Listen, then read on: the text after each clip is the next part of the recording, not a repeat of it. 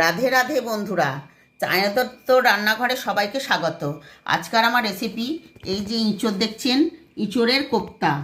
চলুন ইঁচড়ের কোপ্তা কি করে বানাই দেখাই। এখানে আমরা ইঁচড়টাকে সেদ্ধ করে নিয়েছি 500 মতো, আর একটা মোটা সাইজের আলু দিয়েছি। ইঁচড়ের কোপ্তাতে আমরা দিচ্ছি জিরে গুঁড়ো, ধনে গুঁড়ো, হলুদ গুঁড়ো, লবণ, চিনি আর একটু লঙ্কা গুঁড়ো। এটা আমরা দিয়ে দেবো ইঁচড়ের মধ্যে। এখানে দিচ্ছি আমরা 1 চামচ মতো আদা আর লঙ্কা বাটা।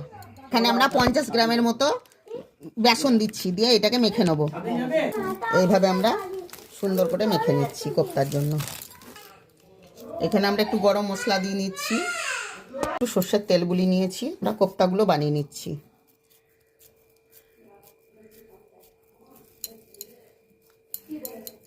এই দেখুন একটা কোপ্তা বানা হয়ে গেছে।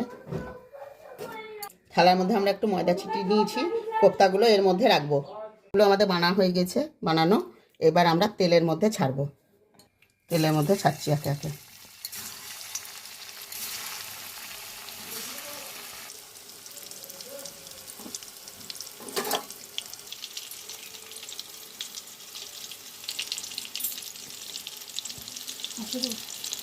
এক সাইড আমাদের ভাজা হয়ে গেছে, আর এক সাইড আমরা উল্টে দিচ্ছি। এইভাবে উল্টে পাল্টে আমরা ভেজে নেবো ভালোভাবে। দেখুন কত সুন্দর লাল লাল হয়ে গেছে।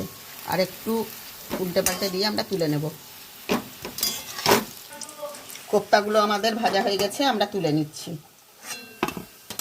কত সুন্দর হয়েছে দেখ। ফোড়ন দিচ্ছি এলাচ, দারচিনি, একটা শুকনো লঙ্কা, 2টো তেজপাতা। এখানে আমরা একটা টমেটোকে বেটে নিয়েছি, এটা দিয়ে দিচ্ছি তেলের মধ্যে। এখানে দিচ্ছি জিরে বাটা, আদা লঙ্কা বাটা, হলুদ গুঁড়ো, লবণ, কাশ্মীরি লঙ্কা গুঁড়ো, একটু স্বাদ মতো চিনি। এই মশলাটা আমরা ঢেলে দিচ্ছি। এবার আমরা দিচ্ছি চালমগজ আর কাজু বাটা। দেখুন তেল ছেড়ে দিয়েছে, মশলাটা আমাদের কষা হয়ে গেছে, একেবারে খুব সুন্দর কষা হয়েছে। এবার আমরা ঢেলে দিচ্ছি জল।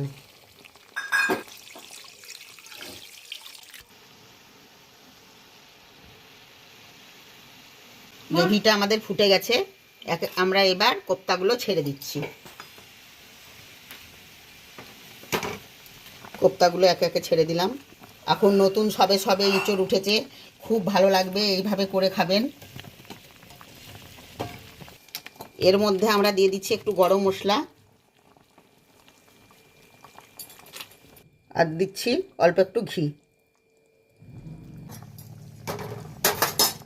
দেখুন আমাদের ইঁচড়ের কোপ্তা একেবারে রেডি। দেখুন কত সুন্দর হয়েছে, একটা তুলে দেখাই।